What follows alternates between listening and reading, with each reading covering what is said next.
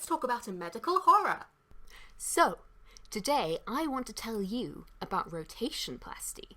This is a surgical procedure which is kind of amazing because in some aspects it's really simplistic and crude looking, but it's actually a phenomenal bit of problem solving that can really improve the quality of life for the patient.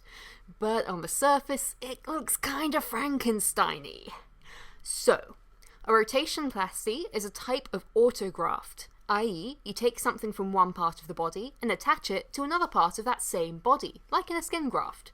So there's just one person involved, unlike, say, organ donation, where tissue is taken from a donor and attached to a recipient. In an autograft, the donor and the recipient are the same person. But before we get further into it, we've got to take a minute to explore everybody's favourite, least depressing topic, childhood cancer.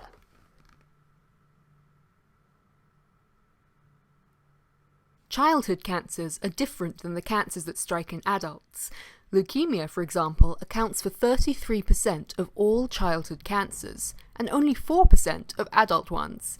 Likewise, carcinoma constitutes 81% of all cancers that occur in adults, but only 2% of the ones which occur in children.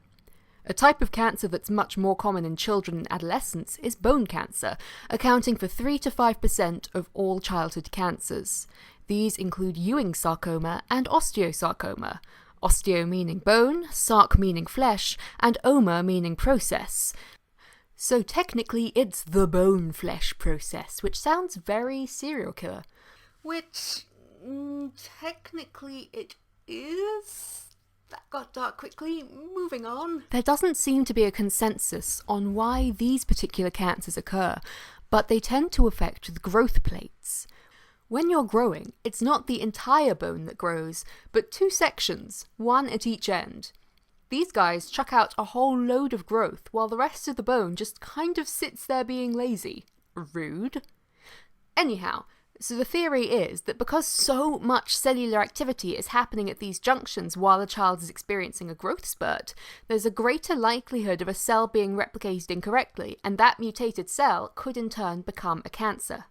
Long story short, if you're a child and you've got a bone cancer, it's most likely to be somewhere around your knee.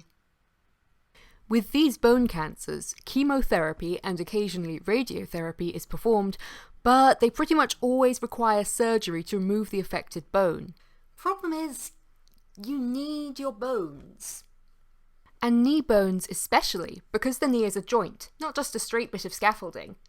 But what's frustrating is that the top and bottom of your leg are perfectly fine and unaffected. So in this situation, where you've got a big chunk of bone, including your knee, that's got to come out, you've got three options for surgery.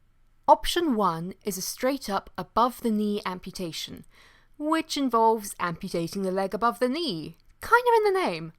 This means that afterwards, if you want to use a prosthesis, it'll have a newly created joint in it to compensate for your lack of a knee. Prostheses are getting better and better with time, but above-knee prostheses don't tend to have as good outcomes for retention of mobility, ease of use, and reduction of pain as below-knee ones. Option 2 is to remove the diseased bone and replace it with an internal prosthesis.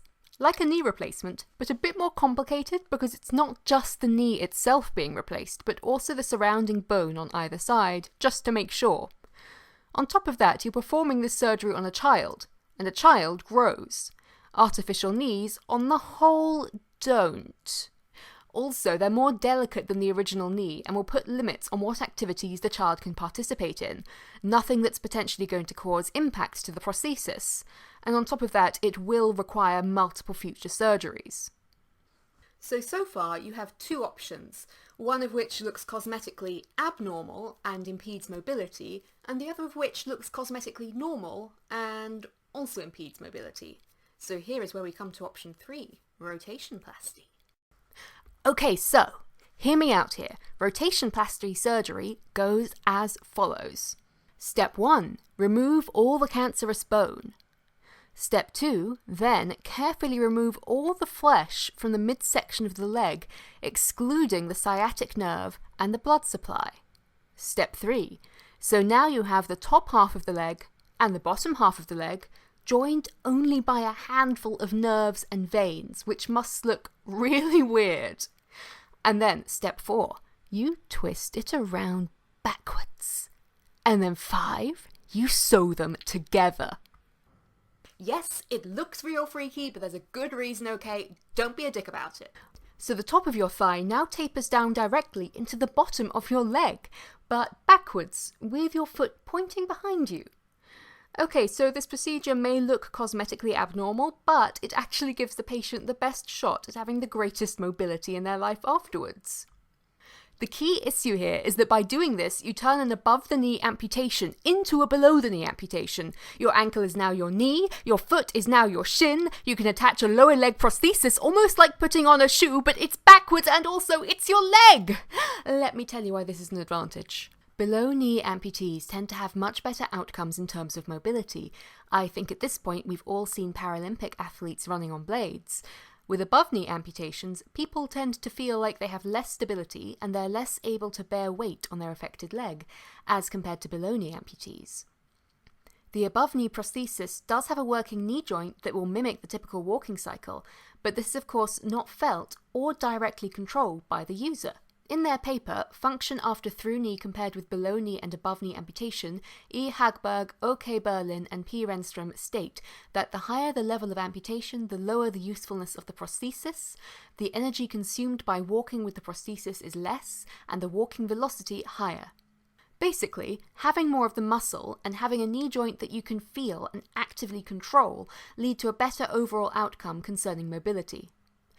This isn't to say it's without its issues though. For one thing, the surgeon has to estimate how much the thigh is going to grow, because one growth plate is still there, and having knees of different heights is probably not ideal.